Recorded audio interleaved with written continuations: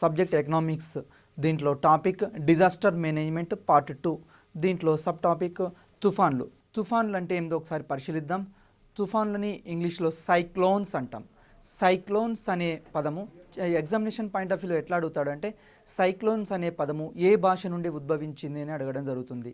చాలాసార్లు అడిగండి బిట్.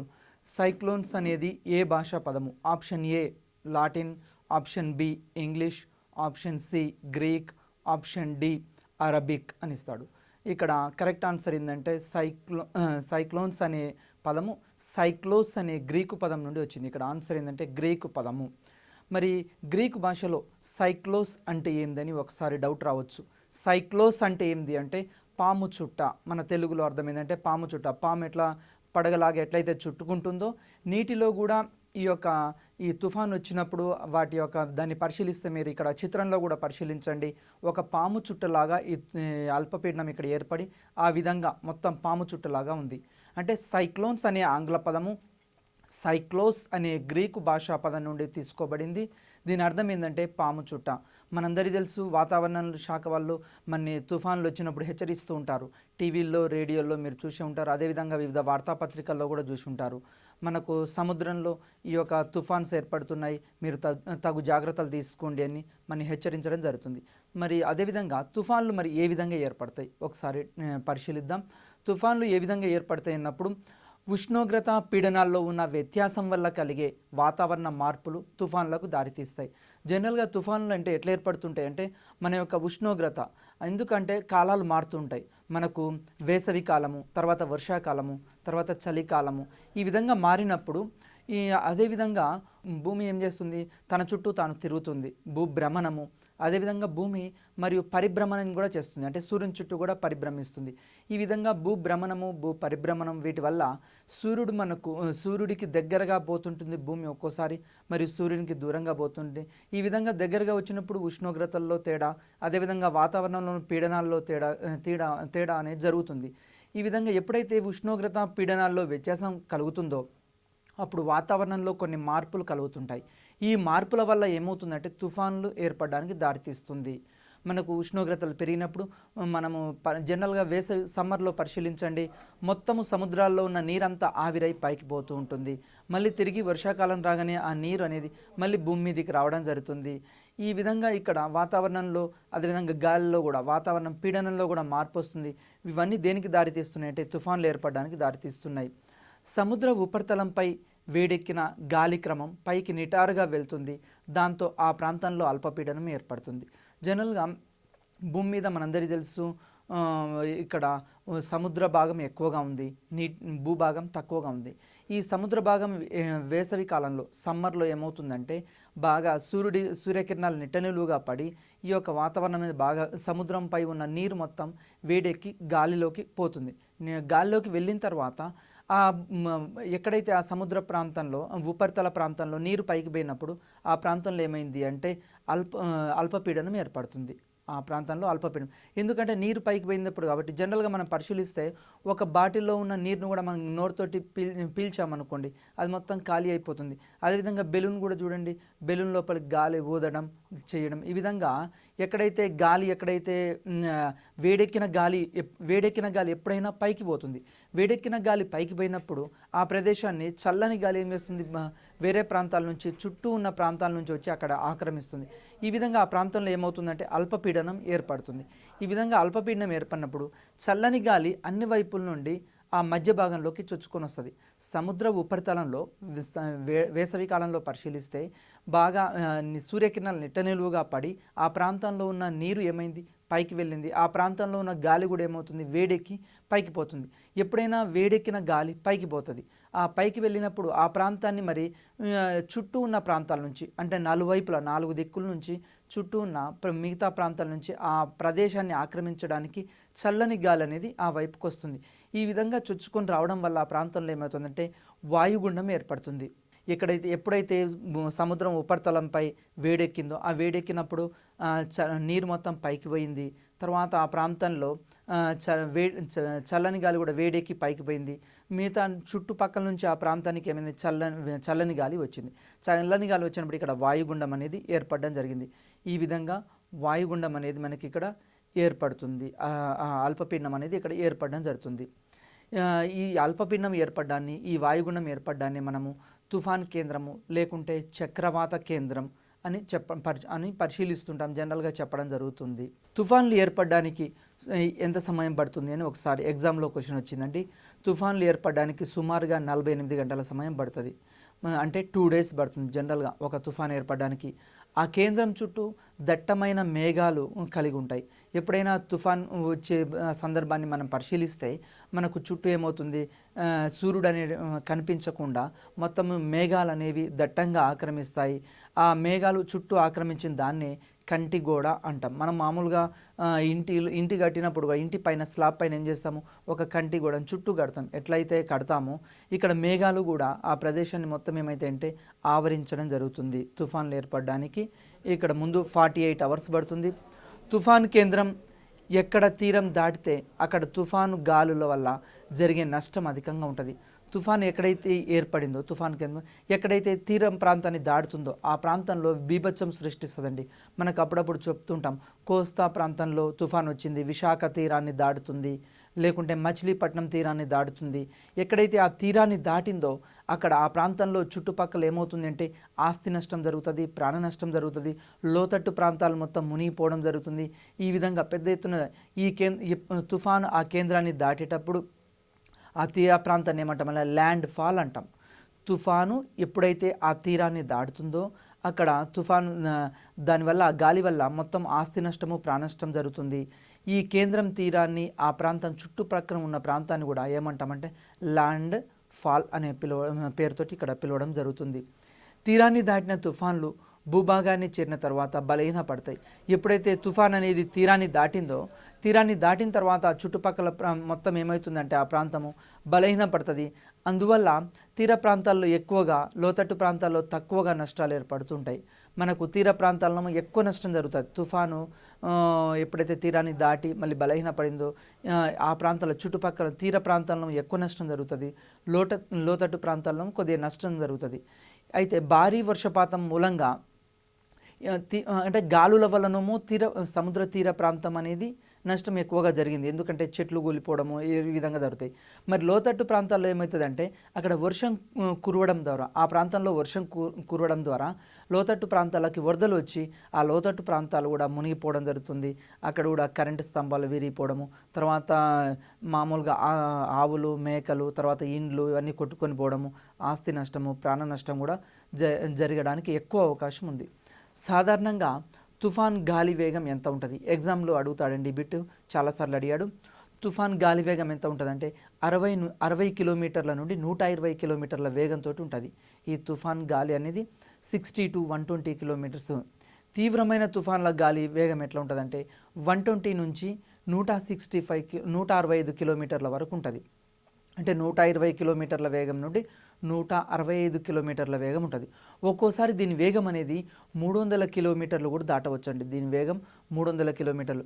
జనరల్గా ఎగ్జామ్లో ఎట్లా అడుగుతారంటే సాధారణ తుఫాన్ గాలి వేగం ఎంత? 60 నుంచి 120 కిలోమీటర్లు. మరి అదేవిధంగా తీవ్రమైన తుఫాన్ అయితే గాలి వేగం 120 నుంచి 165 వరకు ఉంటుంది. కొన్నిసార్లు 300 కిలోమీటర్స్ కూడా ఆ వేగం అనేది ఉండడం జరుగుతుంది. ప్రపంచంలో సుదీర్ఘమైన తుఫాన్లు ఎప్పుడు వచ్చాయి మనకు ఒకసారి పరిశీలిస్తే 1994 ఆగస్టులో ఈశాన్య వాయువ పసిఫిక్ సముద్రంలో ఇక్కడ టైఫూన్, అదేవిధంగా ఇక్కడ టైఫూన్ అనేది రావడం జరిగింది. ఇది జూన్, ఇది ఎన్ని రోజులు అంటే 31 రోజులు ఉందండి ఈ తుఫాను. ఈ టైఫూన్ అనేది 31 రోజులు ఉంది.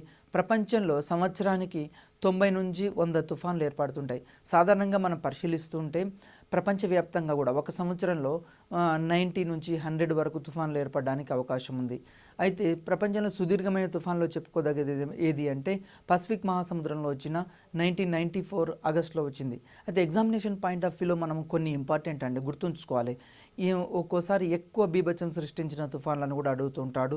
తర్వాత దానివల్ల ఎక్కువ నష్టం జరిగింది, ఏ సముద్రంలో జరిగింది, ఎక్కడ జరిగింది, ఇలాంటివి అడుగుతుంటాడు. ఎన్ని రోజులు జరిగింది. కాబట్టి ఇవి కూడా మనం గుర్తుంచుకోవాల్సిన ఆవశ్యకత ఉంది. మనందరికీ తెలుసు ప్రపంచంలో వివిధ ప్రాంతాల్లో వివిధ తుఫాన్లు వస్తుంటాయి. ఇవి సంవత్సరంలో 90 నుంచి 100 వరకు తుఫాన్లు ఏర్పడుతూ ఉంటాయి. మనకందరికీ తెలుసండి హుదూద్ తుఫాన్. ఇది మనందరికీ తెలుసు.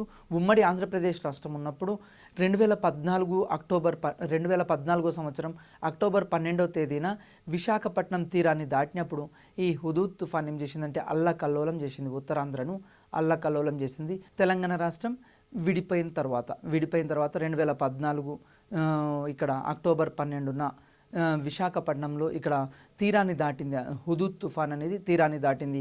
ఇది ఉత్తరాంధ్రను అతలాకుతలం చేసింది. ఇది దాదాపుగా ఎక్కువ ప్రాణ నష్టం జరిగిందండి. దీనివల్ల ఆస్తి నష్టము, ప్రాణ నష్టం కూడా ఎక్కువగా జరగడం జరిగింది. హుదూద్ అని ఎందుకు ఆ పేరు పెట్టిరు అంటే ఒమన్ దేశాన్ని ఇది సూచిస్తుందండి. హుదూద్ అనేది ఒమన్ దేశాన్ని సూచిస్తుంది. హుదూద్ అనేది ఇజ్రాయెల్ జాతీయ పక్షి పేరు. ఇది వెరీ వెరీ ఇంపార్టెంట్ బిట్ అండి, చాలాసార్లు అడగడానికి అవకాశం ఉంది. హుదూద్ అనేది ఏమిటిది? ఇజ్రాయిల్ యొక్క జాతీయ పక్షి పేరు ఇది. ఇది ఆసియా, ఆఫ్రికా, ఐరోపా ఖండాల్లో కనిపిస్తుంది. ఈ పక్షి అనేది మనకు పక్షులు జనరల్గా మనం చూస్తుంటామండి. మనకు పులికాట్ సరస్సును తర్వాత కొల్లేరు సరస్సులో కూడా సుదూర ప్రాంతాల నుంచి పక్షులని వలస రావడం జరుగుతుంది. అంటే మామూలుగా వాటికి ఆహారం కోసం వెతుక్కుంటూ సుదూర ప్రాంతాలను పయనిస్తుంటాయి. ఈ హుదూద్ అనే ఈ పక్షి కూడా ఇజ్రాయెల్ జాతీయ పక్షిది. అయితే ఈ పక్షి అనేది ఆసియా, ఆఫ్రికా, ఐరోపా ఖండాల్లో సంచారం చేస్తూ ఉంటాయి. మనకు కూడా కొల్లేరు సరస్సుకి, పులికాట్ సరస్సుకి మామూలుగా మనకు సుదూర ప్రాంతాల నుంచి కొంగలు వస్తూ ఉంటాయి, వెళ్తుంటాయి, మనం చూస్తూ ఉంటాం. ఈ విధంగా హుదూద్ తుఫాన్ యొక్క గంటకు దీని వేగం ఎంత ఉంది అంటే 195 కిలోమీటర్ల వేగంతో వీచిందండి. పెనుగాళ్ళు వీచాయి. ఇది విశాఖపట్నంలో ఉన్న రవాణా తర్వాత సమాచార వ్యవస్థలు మొత్తం కని విని ఎరగని రీతిలో ఇక్కడ ధ్వంసం చేయడం జరిగిందండి. ఈ హుదూద్ తుఫాన్ అనేది గంటకి ఎంత కిలోమీటర్లు అంటే 195 కిలోమీటర్స్ వేగంతో పెనుగాళ్ళు వీచాయండి. ఉత్తరాంధ్రను మొత్తం అతలాకుతలం చేశాయి. ఇక్కడ ఆస్తి నష్టము, ప్రాణ నష్టము తర్వాత ఎక్కువగా జరిగింది. ఆస్తి నష్టం కూడా ఎక్కువగా జరగడం జరిగిందండి. కమ్యూనికేషన్ తర్వాత పంట పొలాలను నాశనం చేయడం జరిగింది. విశాఖపట్నంతో పాటు ఇది ఏ ప్రాంతాలను ఇంకా ఇక్కడ ప్రభావితం గురి అయిందంటే ఉత్తరాంధ్రలోని విశాఖపట్నంతో పాటు విజయనగరము, శ్రీకాకుళము, తూర్పుగోదావరి జిల్లాలు ఈ హుదూద్ తుఫాన్ దాడికి గురి కావడం జరిగింది. నీలోఫర్ తుఫాన్. ఈ నీలోఫర్ తుఫాన్ అనేది అరేబియా సముద్రంలో ఏర్పడింది. ఎగ్జామినేషన్ పాయింట్ ఆఫ్ వ్యూలో ఎట్లా అడుగుతాడంటే నీలోఫర్ తుఫాన్ ఏ సముద్రంలో ఏర్పడడం జరిగింది అని అడుగుతాడు. ఆప్షన్ ఏ పసిఫిక్ మహాసముద్రము, ఆప్షన్ బి హిందూ మహాసముద్రము, ఆప్షన్ సి అరేబియా మహాసముద్రము, ఆప్షన్ డి పైదేది కాదని ఇస్తాడు. ఇక్కడ నీలోఫర్ తుఫాన్ అనేది అరేబియా సముద్రంలో ఏర్పడడం జరిగింది. ఇది ఎప్పుడు అంటే 2014 నవంబర్ 1న గుజరాత్లో కచ్ జిల్లాలోని నాలియా గ్రామం వద్ద ఇది తీరాన్ని దాటింది. ఈ నీలోఫర్ తుఫాను ఎక్కడ తీరాన్ని దాటింది అంటే కచ్ జిల్లాలోని నాలియా గ్రామం వద్ద ఈ తీరాన్ని దాటడం జరిగింది. ఇది కూడా ఇంపార్టెంట్ తుఫాన్ అండి. ఈ నీలోఫర్ తుఫాన్కి కారణం ఏంటి అంటే కారణంగా ఏ రాష్ట్రాలు ప్రభావితమైనాయి ఒకసారి ఈ నీలోఫర్ తుఫాన్ వల్ల ఏ రాష్ట్రాలు ప్రభావితమైందంటే గుజరాత్లో వచ్చింది. గుజరాత్తో పాటు ఆంధ్ర, తెలంగాణ, మహారాష్ట్ర, కర్ణాటక రాష్ట్రాల్లో భారీ వర్షాలు కురిచాయండి. అతి భారీ వర్షాలు కురవడం జరిగింది. అంటే ఈ నీలోఫర్ తుఫాన్ వల్ల గుజరాత్, ఏపీ, తర్వాత తెలంగాణ, మహారాష్ట్ర, కర్ణాటక ఈ రాష్ట్రాలన్నింటి మీద ఇక్కడ తుఫాన్ కురవడం వల్ల ఇక్కడ ఆస్తి నష్టాలు, ప్రాణ నష్టం కూడా సంభవించడం జరిగింది. అదేవిధంగా తుఫాన్ సంభవించిన సమయంలోనూ ఆ తర్వాత చేపట్టాల్సిన చర్యలేంది మనందరికీ తెలుసు. మరి కొన్ని ప్రికాషన్స్ తీసుకోవాలి. తుఫాన్స్ రాకముందు ఏం చర్యలు చేయాలి, తర్వాత తుఫాన్ సంభవించిన తర్వాత ఏం చేయాలి, తుఫాన్ వచ్చిపోయిన తర్వాత ఏమేమి చేయాలి, ఇలాంటి ప్రికాషన్స్ ముందు తరచుగా తుఫాన్ సంభవించే ఋతువుల్లో తుఫాన్ హెచ్చరికలను టీవీ, రేడియో, ఇతర సమాచార సాధనాల సాయంతో తెలుసుకుంటాం. ఈరోజు మనందరికీ తెలిసి ఇంకా మొబైల్ ఫోన్స్ ప్రతి ఒక్కరి చేతిలో ఉన్నాయి, స్మార్ట్ ఫోన్స్. వీటి ద్వారా కూడా మనకి ఎప్పటికప్పుడు న్యూస్ ద్వారా, లైవ్ న్యూస్ ద్వారా కూడా తెలుస్తుంది. మనందరి తుఫాను రాబోయే 48 గంటల్లో వస్తుంది, 24 గంటల్లో వస్తుంది అన్నప్పుడు తీర ప్రాంతంలో ఉన్న మత్స్యకారులను కూడా జనరల్గా అలర్ట్ చేస్తూ ఉంటారు. ఎవ్వరూ సముద్రంలో వేటకు వెళ్ళవద్దు, తుఫాన్ సంభవించే అవకాశం ఉంది కాబట్టి హెచ్చరికలు జారీ చేస్తుంటారు. ఇంతకుముందు కంటే ఇప్పుడు మనకందరికీ సమాచార వ్యవస్థ అనేది బాగా డెవలప్ అయింది కాబట్టి తుఫాన్లను ముందే గమనించి వాతావరణ శాఖ వారి సూచనలు పాటిస్తూ ఉండాలి. ఈ విధంగా జనరల్గా ఋతుపవనాల సీజన్లో జనరల్గా మనం ఈ సూచనలన్నీ తప్పకుండా పాటించాలి. దీని ద్వారా పాటించడం ద్వారా ఏమవుతుందంటే ముందు ప్రికాషన్ తీసుకుంటాం. ఎప్పుడైనా సరే జబ్బు రాకముందు మనం జాగ్రత్తలు తీసుకున్నాం అనుకోండి, ఆ జబ్బు రాదు. అదేవిధంగా తుఫాన్ యొక్క ఋతుపవన కాలంలో మనం ఏం చేయాలి, సమాచార వ్యవస్థను, టెలికమ్యూనికేషన్స్ని, తర్వాత వార్తాపత్రికల్ని, మీడియాని ఎక్కువ ఉపయోగిస్తూ ఉండాలి. ప్రజలకు కూడా ఈ సమాచారం చేరవేస్తూ ఉండాలి. ఇంటి దగ్గరలోని పునరావాస కేంద్రాలు, సురక్షిత ప్రాంతాలను ముందుగా గుర్తించాలి. ఇక్కడ మనకు జనరల్గా తుఫాన్ వస్తుంది అని వాతావరణ శాఖ ఎప్పుడైతే హెచ్చరించిందో ఆ టైంలో ఏం చేయాలంటే అసలు పునరావాస కేంద్రాలు ఎక్కడ ఏర్పాటు చేశారు, కొన్ని గ్రామాల్లో జనరల్గా గ్రామాల్లో ఎక్కడ ఏర్పాటు చేస్తుంటారు, స్కూల్స్లో అయినా, ఎత్తైన ప్రదేశాల్లో అయినా, లేకుంటే గ్రామ పంచాయతీల్లో ఈ విధంగా ఏర్పాటు చేస్తుంటారు సురక్షిత ప్రాంతాలని. ఆ ప్రాంతాలని ముందే తెలుసుకోవాలి. ఆ ప్రాంతాల్లో ఎక్కడ ఒకవేళ తుఫాన్ సంభవిస్తే మనం ఎక్కడికి వెళ్ళాలి అన్నప్పుడు ప్రభుత్వం ఎక్కడైతే ఏర్పాటు చేసిందో తుఫాన్ పునరావాస కేంద్రాలని ఆ ప్రాంతాలకి ప్రజలను తరలిస్తూ ఉండాలి. అదేవిధంగా తెలియని ప్రజలకు కూడా మోటివేట్ చేస్తూ ఉండాలి, గ్రామంలోని ప్రజలను మోటివేట్ చేస్తుండాలి. అదేవిధంగా మత్స్యకారులను కూడా ఇక్కడ మోటివేట్ చేసి ఆ ప్రాంతాలకు తరలిస్తూ ఉండాలి. తుఫాన్ రాక ముందుగానే ఇంటిని మరమ్మత్తు చేయించుకోవాలి. జనరల్గా తుఫాన్ వచ్చే కాలంలో ఏమవుతుంటాయి అంటే పాత ఇండ్లు అనుకోండి, గోడలు కూలిపోతుంటాయి. మనందరికీ తెలుసు హైదరాబాద్లో మనకు ఒక 3-4 ఇయర్స్ బ్యాక్ కూడా ఏమైంది అంటే తుఫాన్ వల్ల కొన్ని ఇండ్లు కూలిపోవడం జరిగిందని చెప్పడం జరుగుతుంది. అంటే పాత శిథిలాలు ఇలాంటివి ఉంటే అలాంటి ఇండ్లలో ఉండకూడదు. అదేవిధంగా ముఖ్యంగా పాఠశాలలు కూడా గవర్నమెంట్ స్కూల్స్ అయినా, కాలేజెస్ అయినా, అదేవిధంగా ప్రైవేట్ స్కూల్స్, కాలేజెస్ అయినా, స్కూల్స్ని ఇట్లాంటి వాటిని మనం ముందుగా పరిశీలించాలి. వర్షాకాలంలో పిల్లల్ని ఏం చేయాలి అంటే అలాంటి వాటిని కూర్చోబెట్టకుండా పిల్లల్ని మంచిగా ఉన్న కాంక్రీట్ తోటి చేయబడిన తరగతి గదులను ఉపయోగించడం. అదేవిధంగా ఇండ్లను కూడా తుఫాన్లు వర్షాకాలం సంభవిస్తున్నప్పుడు సమ్మర్లోనే మనం ఏం చేయాలి, వాటికి రిపేర్ చేయించడం ఈ విధంగా చేయాలి. తలుపులు, కిటికీలు, తర్వాత పైకప్పులు సరిగా ఉన్నాయా లేవా చూసుకుంటూ ఉండాలి, ఎప్పటికప్పుడు పరిశీలిస్తుండాలి. అదేవిధంగా తుఫాన్ వస్తుందని మనకు ముందుగానే తెలిసినప్పుడు, ఎందుకంటే తుఫాన్ వచ్చినప్పుడు మనకు ఆహారం దొరకదు, వాటి యొక్క నిత్యావసర వస్తువుల యొక్క ధరలు ఎక్కువగా అవుతుంటాయి. అదేవిధంగా నీరు కూడా లభించదు, నీరు మొత్తం కలుషితమవుతుంటుంది. దీని ద్వారా మనకు కలరా, మశూచి, తర్వాత టైఫాయిడ్ ఇట్లాంటి జబ్బులు రావడానికి ఎక్కువ అవకాశం ఉంది. కాబట్టి ఆహారము, తర్వాత నీటి నిల్వ చేసుకోవడం ముందుగానే చేసుకుంటూ ఉండాలి. ఇలాంటి వాటికి ఇబ్బందులు ఏర్పడుతుంటాయి. కాబట్టి తుఫాన్ వచ్చే ముందే మనం వీటన్నిటిని జాగ్రత్తగా నిల్వ చేసుకుని ఉంచుకోవాలి. అదేవిధంగా అత్యవసర సామాగ్రి అంటే మెడిసిన్స్ అయినా సరే, చిన్నపిల్లలు ఉంటే వాళ్ళకి సంబంధించిన ఐటమ్స్ దాచిపెట్టుకోవడం ఇట్లాంటివి చేస్తూ ఉండాలి. ఎందుకంటే అత్యవసర సామాగ్రి టార్చ్ లైటు, గొడుగు, తర్వాత రేడియో, ఫోన్స్ వీటన్నిటిని భద్రపరచుకొని, అదేవిధంగా సర్టిఫికెట్స్ అంటే పిల్లలకు సంబంధించిన చదువుకు సంబంధించిన సర్టిఫికెట్స్, అదేవిధంగా ఏమైనా ఇంటి పత్రాలు, కాగితాలు, బంగారు ఆభరణాలు వీటన్నిటిని ముందుగానే తుఫాన్ వచ్చే సమయానికి ముందుగానే మనం హెచ్చరికలో, టీవీల్లో, రేడియోల్లో, వార్తాపత్రికల్లో విన్న వాటిని, చూసిన వాటిని మనము ప్రజలకు హెచ్చరిస్తూ ఉండాలి. తర్వాత ప్రభుత్వం వాళ్ళు కూడా రెవెన్యూ సిబ్బంది కూడా హెచ్చరికలు జారీ చేస్తుంటారు. వీటిని కూడా తగు సమాచారాన్ని ప్రజలకు తెలియజేస్తుండాలి. తుఫాన్ సంభవించే అవకాశాలు ఉన్నప్పుడు సాధ్యమైనంత వరకు ఇంటి నుంచి బయటకు వెళ్ళకూడదు. తుఫాన్ సమయంలో మనం ఇంటి నుంచి బయటకు వెళ్ళకూడదు. జనరల్గా మత్స్యకారులను హెచ్చరిస్తూ ఉండాలి. ఎందుకంటే వాళ్ళు చేపల వేటకి వెళ్తూ ఉంటారు. అదేవిధంగా రోజువారీ పనులు చేసుకునే దినసరి కూలీలు వీళ్ళు కూడా రోజు బయటికి కూరగాయలు అమ్మే వాళ్ళు జనరల్గా ఇట్లా బయటికి వెళ్తుంటారు పాలు అమ్ముకోవడానికి. ఇలాంటి సమయంలో కొంచెం జాగ్రత్తలు తీసుకొని ప్రికాషన్స్ పాటిస్తూ ఉండాలి. తుఫాన్ తర్వాత నివాసాలను ఒకసారి పరిశీలించుకోవాలి. మరి ఇండ్లలోకి ఏమైనా నీరు వచ్చాయా, లేకుంటే ఇంటి కప్పులు ఏ విధంగా ఉన్నాయి, గోడలు ఏ విధంగా ఉన్నాయి, ఇలాంటి వాటిని పరిశీలిస్తూ ఉండాలి. అదేవిధంగా విద్యుత్ స్తంభాలు, వంతెనలు, భవనాలు లాంటివి దెబ్బతిని ఉంటాయి. జనరల్గా తుఫాన్ వచ్చినప్పుడు మనకు షార్ట్ సర్క్యూట్స్ కావడానికి ఎక్కువ అవకాశం ఉంది. తర్వాత బయటికి వెంటనే వెళ్తే ఏమవుతుందంటే ఒకవేళ కరెంట్ పాస్ అవుతుంది అనుకోండి, చనిపోవడానికి అవకాశం ఎక్కువగా ఉంది. కాబట్టి విద్యుత్ వైర్లు తెగిపడి ఉంటాయి రోడ్డు మీద. తుఫాన్ సంభవించినప్పుడు వెంటనే వెళ్లకుండా ఆ నీరు మొత్తం వరద ప్రవాహం అంతా తగ్గిన తర్వాత బయటికి వెళ్ళడము, తర్వాత కరెంటు ఏమైనా ఇంట్లో ఉంటే కూడా వాటిని కూడా స్విచ్లు బంద్ చేయడం ఇట్లాంటివి చేస్తుండాలి.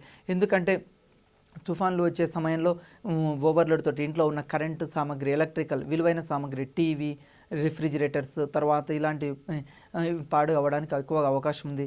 అదేవిధంగా వంతెనలు, భవనాలు లాంటివి దెబ్బతిని ఉంటాయి. కాబట్టి మనం బయటికి వెళ్ళినప్పుడు జనరల్గా బ్రిడ్జి దాటేటప్పుడైనా సరే, భవనాలు దాటేటప్పుడైనా వాటిని పరిశీలించుకొని 1-2 సార్లు పరిశీలించిన తర్వాత మాత్రమే వాటి దగ్గరికి వెళ్తూ ఉండాలి. అదేవిధంగా తుఫాన్ తర్వాత వరదలు సంభవించే అవకాశం ఎక్కువగా ఉంది. ఎప్పుడైనా తుఫాన్ తీరాన్ని దాటి వెళ్ళిన తర్వాత మనకు వరదలు రావడానికి ఎక్కువగా అవకాశం ఉంది. కాబట్టి రక్షణ కోసం మనం ముందుగా ఏం చేయాలంటే జాగ్రత్తలు తీసుకోవాలి, ప్రికాషన్స్ ఇంతకుముందు చెప్పినట్టు. గొడుగుల దగ్గర ఉంచుకోవడము, తర్వాత టార్చ్ లైట్స్ దగ్గర ఉంచుకోవడము, అదేవిధంగా కొన్ని రకాల మెడిసిన్స్ మన దగ్గర ఉంచుకోవడము, తర్వాత వాటర్, డ్రింకింగ్ వాటరు, అదేవిధంగా ఆహార సామాగ్రి, అత్యవసర సామాగ్రి, వీటన్నింటినీ మన దగ్గర ఉంచుకొని అదేవిధంగా ప్రభుత్వం ఇచ్చే సలహాలు సూచనలు, వాతావరణ శాఖ వాళ్ళు ఇచ్చే సలహాలు సూచనలు పాటిస్తూ ఉండాలి. మరి తుఫాన్ల యొక్క నష్ట నివారణ చర్యలు ఏంది? మరి ఈ నష్టం ఏ విధంగా? తీర ప్రాంతాల్లో వృక్ష సంపద లేకపోవడం వల్ల తుఫాన్ ఎక్కువగా సంభవిస్తుంది. జనరల్గా తుఫాన్లు ఎందుకు వస్తుంటాయంటే తీర ప్రాంతాల్లో మనం ఎక్కువగా ఈరోజు ఏం చేస్తున్నాము, చెట్లను నరికివేస్తూ ఉన్నాం. ఈ చెట్లను నరికివేసి వాటిని కలపకు ఉపయోగించుకోవడం ఇట్లాంటివి చేస్తున్నాం. ఇట్లా కాకుండా తీర ప్రాంతాల్లో వృక్ష సంపద లేకపోవడం వల్ల వీటి వల్ల తుఫాన్లు ఎక్కువగా సంభవిస్తున్నాయి.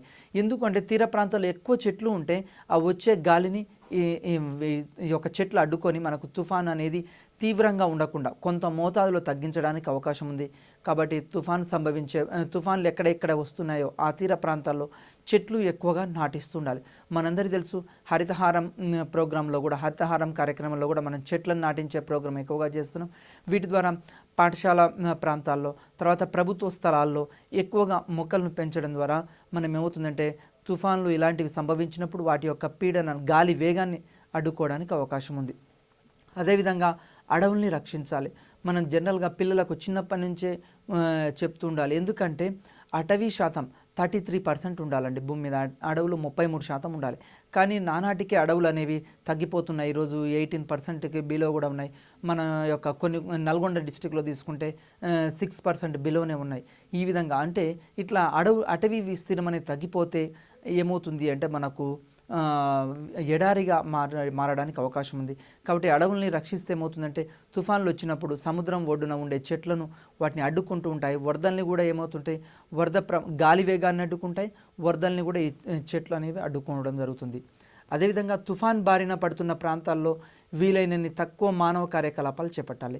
జనరల్గా తుఫాన్లు వచ్చే ప్రాంతాలు ఉన్నాయనుకోండి, అక్కడ ప్రజల్ని లోతట్టు ప్రాంతాల్లో ఉండకుండా చూస్తుండాలి. అంటే తుఫాన్లు సంభవించే ఆ కాలంలో, ఋతుపవన కాలంలో ప్రజల్ని అక్కడి నుంచి ఖాళీ చేయిస్తూ ఉండాలి, అక్కడ ఉండకుండా చూడాలి. తర్వాత ఇతర ప్రాంతాల్లో, ఎత్తైన ప్రాంతాల్లో భవన నిర్మాణాలు చేయాలి, ఇతర నిర్మాణాలు చేయాలి. గాలి నీటి తాకిడిని తట్టుకునేలా నిర్మించాలి. ఇండ్లను నిర్మించేటప్పుడు కూడా ఎట్లా నిర్మించాలి అంటే గాలి వేగాన్ని, అదేవిధంగా వరద తాకిడికి తట్టుకునే విధంగా ఇండ్లను నిర్మిస్తూ ఉండాలి. చెట్లను ఎక్కువగా సాధ్యమైనంత వరకు పెంచుతూ ఉండాలి. అదేవిధంగా విద్యుత్ తీగలు, టెలిఫోన్లు తుఫాన్లు సంభవించే ప్రాంతాలు ఎట్లా ఉండాలంటే భూగర్భంలో ఏర్పాటు చేస్తుండాలి. జనరల్గా ఈ ప్రాంతంలో అయితే మన ప్రాంతంలో ఏం చేస్తాం, పైన టెలిఫోన్ లైన్స్ అయినా, విద్యుత్ స్తంభాలైనా, ఈ విధంగా కరెంటు తీగలు ఉంటాయి. కానీ తుఫాన్ సంభవించే ప్రాంతాలను ఏం చేయాలి అంటే పైన కాకుండా అండర్ గ్రౌండ్ భూగర్భంలో ఏర్పాటు చేస్తుండాలి. తుఫాన్లు సంభవించే ప్రాంతాల్లో జనావాసాలు కూడా తక్కువగా ఉండేటట్లు చూస్తుండాలి. ఎక్కువ మందిని అక్కడ ఉంచకూడదు, ఖాళీ చేయిస్తుండాలి. ఎందుకంటే తుఫాన్ వల్ల అక్కడ మళ్ళీ ఆస్తి నష్టము, తర్వాత ప్రాణ నష్టం సంభవించడానికి అవకాశం ఉంది. తుఫాన్ ప్రాంతాలు ఏవైతే ఉంటాయో, తుఫాన్ దాడికి ఎక్కువగా గురి అవుతుంటాయో ఆ ప్రాంతాల్లో ప్రజలను ఖాళీ చేయిస్తూ ఉండాలి. వాళ్ళకు తిరిగి వేరే ప్రాంతాల్లో పునరావాసం చూయించాలి. తుఫాన్ వల్ల సంభవించే వరదల తీవ్రతను వరద నియంత్రణ పద్ధతుల ద్వారా తగ్గించాలి. మరి వరద నియంత్రణ పద్ధతులు అంటే ఏంది? మామూలుగా ఆనకట్టలు కట్టడము, చెట్లు నాటించడము, అదేవిధంగా కొన్ని కాలువలు తవ్వించడము, చెరువులకు మరమ్మతులు చేయించడము, ఈ విధంగా వరద నివారణ చర్యలు చేస్తుండాలి. తీర ప్రాంత ప్రజలకు తుఫాన్లపై అవగాహన కల్పించాలి. వాళ్ళకి కొన్ని క్లాసెస్ ఏర్పాటు చేయాలి. తుఫాన్లు ఏ విధంగా సంభవిస్తుంటాయి, ఒకవేళ తుఫాన్లు సంభవించినప్పుడు మనం ఏ విధమైన జాగ్రత్తలు తీసుకోవాలి. తర్వాత మత్స్యకారులు అయితే వాళ్ళని చేపల వేటకు వెళ్లకుండా ఉండడం, తర్వాత వాళ్ళు ఎక్కువగా రేడియోలు, ఫోన్స్ ఇలాంటివి యూజ్ చేసి వార్తలు వినడము, వీటి ద్వారా సమాచారాన్ని ఎప్పటికప్పుడు ప్రజలకు చేరవేస్తూ ఉండాలి, వాళ్ళకు అవగాహన కల్పిస్తూ ఉండాలి. ఈ విధంగా శిక్షణ కార్యక్రమాలు. అదేవిధంగా బాలబాలికలకు కూడా ఆ తుఫాన్ ఎఫెక్టెడ్ ఏరియాస్ ఉంటాయో అక్కడ పిల్లలకు, అదేవిధంగా మామూలు జనరల్గా కూడా పిల్లలకు ఈరోజు డిజాస్టర్ మేనేజ్మెంట్ అనేది ఒక సబ్జెక్టుగా పెట్టడం జరిగింది. ఎందుకు? ఇట్లాంటివి సంభవించినప్పుడు, తుఫాన్లు సంభవించినప్పుడు ఏ విధమైన చర్యలు తీసుకోవాలి, తుఫాన్లు సంభవించిన ప్రజల్ని ఏ విధంగా మోటివేట్ చేయాలి, తర్వాత ఆస్తి నష్టాన్ని, ప్రాణ నష్టాన్ని ఏ విధంగా తగ్గించాలి, ఇలాంటి అవగాహన కార్యక్రమాల కోసం ఏర్పాటు చేస్తుంటాం. అదేవిధంగా ఆధునిక సాంకేతిక పరిజ్ఞానాన్ని ఉపయోగించి, అంటే టెక్నాలజీ, ఈరోజు మనకు ఉన్న మొబైల్ ఫోన్స్ ద్వారా, తర్వాత రేడియో, టీవీ, శాటిలైట్స్ వీటి ద్వారా ముందే ఎప్పుడెప్పుడైతే తుఫాన్లు సంభవిస్తుంటాయో, ఋతుపవనాలు, వర్షపాతం, తర్వాత ఉష్ణోగ్రతలు, వీటి వివరాలు ఎప్పటికప్పుడు సేకరిస్తూ ఉండాలి. ఈ సేకరించిన దాన్ని ప్రాంతీయ తుఫాన్ హెచ్చరికల కేంద్రాల ద్వారా స్థానిక ప్రజలకు చేరవేస్తుండాలి. సునామీ అనే పదము జపాన్ పదాలైన తర్వాత సునామీ అనే పదం నుంచి ఉద్భవించడం జరిగింది. ఇక్కడ సునామీ అంటే ఏంది, జనరల్గా ఇది ఏ భాషా పదం అని ఎక్కువగా అడుగుతుంటాడు. సునామీ అనేది ఏ భాషా పదము అంటే మనకు ఇక్కడ జపాన్ పదం. ఈ జపాన్ పదంలో సు అంటే ఏంటంటే ఇక్కడ సు అంటే ఇక్కడ హార్బర్ అంటే తీరము, తర్వాత నామీ అంటే ఏంటంటే వేవ్స్ అలలు. నామీ అంటే ఏంది, వేవ్స్ అలలు. మనకి ఇక్కడ చూడండి సునామీ ఏ విధంగా సంభవిస్తుందో చిత్రంలో ఒకసారి పరిశీలించండి. ఇక్కడ సు అంటే నోమో హార్బర్ అంటే తీర ప్రాంతం, తర్వాత నామీ అంటే ఇక్కడ వేవ్స్ అలలు, వాటి అలలు ఏ విధంగా ఎగిసి పడుతున్నాయి ఒకసారి పరిశీలించండి. ఇది ఏ భాషా పదమని జనరల్గా అడగడానికి అవకాశం ఉంది. జపాన్ భాష నుంచి వచ్చింది ఈ పదం. తర్వాత దీని అర్థం ఏంటంటే తీరపు అల అని అర్థం, అదేవిధంగా రాకాసి అల అని అర్థం. తీరపు అల, రాకాసి అల అని అర్థం. ఇక్కడ 3-4 బిట్స్ అడగడానికి అవకాశం ఉందండి. ఒకటి సునామీ అనేది జపాన్ భాషా పదము, రెండోది మరి దీని అర్థం ఏంటంటే తీరపు అల అని, మరియు అదేవిధంగా రాకాసి అల అని దీని అర్థం అండి. నెక్స్ట్ అదేవిధంగా సముద్రపు అడుగు భాగంలో భూకంపాలు, తర్వాత సముద్రపు అంతర్గత అగ్నిపర్వత ఉద్భేదనం, సముద్రపు లోపల భూపాతాల వల్ల ఏర్పడిన అధిక శక్తి కలిగిన సముద్రపు కెరటాలు తీరాన్ని చేరడాన్ని ఇక్కడ సునామీ అంటాం. సునామీ అంటే ఏంటంటే సముద్రం అడుగు భాగంలో మనందరికీ భూకంపాలు సంభవిస్తుంటాయి. తర్వాత సముద్రాంతర్గంలో కూడా అగ్నిపర్వతాలు ఉద్భేదనం వల్ల, తర్వాత సముద్రపు లోపల పొరల్లో భూమి వేడి వల్ల, తర్వాత భూతాపం వల్ల, అధిక శక్తి వల్ల ఏమవుతుంటాయంటే ఈ సముద్ర పొలాలు ఎగిసిపడుతూ ఉంటాయి. జనరల్గా సముద్రం లోపల భూకంపాలైనా సంభవించవచ్చు, అదేవిధంగా అగ్నిపర్వతాలు బద్దలు కావచ్చు, అదేవిధంగా ఆ పర్వత ప్రాంతాల్లో ఇంకా ఏమవుతుంటాయి అంటే మన అందరికీ తెలుసు సముద్రం లోపల భూమి పొరల్లో కొన్ని అలజడులు జరుగుతుంటాయి. వీటి వల్ల ఈ సముద్రపు కెరటాలు అనేవి సముద్ర తీరాన్ని చేరుతూ ఉంటాయి. ఈ విధంగా తీరాన్ని చేరడం వల్ల సముద్రపు కెరటాలు తీరాన్ని చేరడాన్ని ఇక్కడ సునామీలు ఏర్పడడానికి కారణాలు ఒకసారి పరిశీలిద్దామండి. సునామీలు ఏర్పడడానికి కారణాలు, సునామీ సంభవించే శాతం. ఎగ్జామ్లో ఇది వెరీ వెరీ ఇంపార్టెంట్ అండి. ఇక్కడ భూకంపం మూలంగా భూపటలం అవతరణం, దీనివల్ల ఏమవుతుందంటే 75 నుంచి 80% అండి. అదేవిధంగా సముద్ర అంతర్భాగంలో సంభవించే భారీ భూతాపం వల్ల 8 to 10% అనేది ఇక్కడ సునామీ సంభవించడానికి అవకాశం ఉంది. అంటే సముద్ర అంతర్భాగంలో సంభవించే భూతాపం వల్ల, వేడి వల్ల 8 నుంచి 10% సంభవించడానికి అవకాశం ఉంది. అదేవిధంగా సముద్రం అంతర్గతంగా అగ్నిపర్వత ఉద్భేదనం వల్ల, సముద్రాంతర్గత అగ్నిపర్వతాలు ఉద్భేదనం వల్ల 4 to 5% సునామీలు సంభవించడానికి అవకాశం ఉంది. అదేవిధంగా వాతావరణంలో ప్రతికూల పరిస్థితుల వల్ల 0 to 5% అనేవి ఇక్కడ సునామీలు సంభవించడానికి అవకాశం ఉంది. అంటే వాతావరణము మనకు అందరికీ తెలుసు ప్రతికూల పరిస్థితులు ఉండడం వల్ల 0 to 5%, ఇతర కారణాల వల్ల 3 to 5%ని ఈ విధంగా సునామీలు సంభవించడానికి అవకాశం ఉంది. ఇది వెరీ వెరీ ఇంపార్టెంట్ అండి. ఒకసారి మనం ఎగ్జామినేషన్ పాయింట్ ఆఫ్ వ్యూలో ఇవి ఇంపార్టెంట్. దేనివల్ల ఎక్కువ శాతము భూకంపాల మూలంగా భూపటలంలో అవతరణ వల్ల ఇక్కడ ఎక్కువగా సునామీ సంభవించడానికి అవకాశం ఉంది. ఎంత అంటే 70 to 80% వరకు. అదేవిధంగా భూకంప తీవ్రత రిక్టర్ స్కేల్పై 6.5 కంటే అధికంగా ఉంటే ఏమవుతుందంటే సునామీ రావడానికి అవకాశం ఉంది. మనందరికీ తెలుసు భూకంపాలు సంభవించినప్పుడు దీన్ని రిక్టర్ స్కేల్పై కొలుస్తుంటాం. ఈ రిక్టర్ స్కేల్పై మన భూకంపాలు అనేవి 6.5% కంటే ఎక్కువ రిక్టర్ స్కేల్పై నమోదైంది అనుకోండి, ఖచ్చితంగా సునామీలు రావడానికి ఎక్కువ అవకాశం ఉందండి. సునామీలు రావడానికి ఈ భూకంపాలు వచ్చినప్పుడు 6.5 కంటే ఎక్కువ అయితే రిక్టర్ స్కేల్పై నమోదైతే అక్కడ సునామీలు రావడానికి అవకాశం ఉంది. మరి సునామీ వేగం నీటి లోతుని బట్టి ఆధారపడి ఉంటుంది. ఈ సునామీ వేగం ఎట్లా ఉంటుంది అంటే నీటి లోతుని బట్టి ఉంటుంది. ఇక్కడ కూడా ఎగ్జామినేషన్లో బిట్ అడగడానికి అవకాశం ఉందండి. 4000 మీటర్ల లోతులో అయితే దీని వేగం ఎంత ఉంటుంది అంటే గంటకు 500 నుండి 700 కిలోమీటర్లు ఉంటుందండి. వెరీ వెరీ ఇంపార్టెంట్ అండి. సునామీ నీటి లోపల ఇక్కడ నీటి లోతు ఎంత ఉందంటే 4000 మీటర్ల లోతులో అయితే దీని వేగం ఎంత ఉంటుందంటే గంటకి 500 నుండి 700 కిలోమీటర్లు ఉంటుంది. అదే 10 మీటర్ల లోతులో ఉందనుకోండి, ఒకవేళ లోతు 10 మీటర్ల లోతులో ఉంటే దీని వేగము 36 కిలోమీటర్ల వరకు ఉంటుంది. ఇక్కడ 2 బిట్లు అడగడానికి అవకాశం ఉంటుంది. సముద్రం లోతు అనేది 4000 మీటర్ల లోతులో ఉంటేనేమో దీని యొక్క వేగం ఎంత ఉంటుందంటే 500 నుంచి 700 కిలోమీటర్లు ఉంటుంది. అదే 10 మీటర్ల లోతులో అయితే గంటకు దీని వేగం 36 కిలోమీటర్ల వేగం ఉంటుంది. నెక్స్ట్, పసిఫిక్ పరివేష్టిత ప్రాంతంలో సంవత్సరానికి దాదాపు 2 సునామీలు సంభవిస్తాయండి.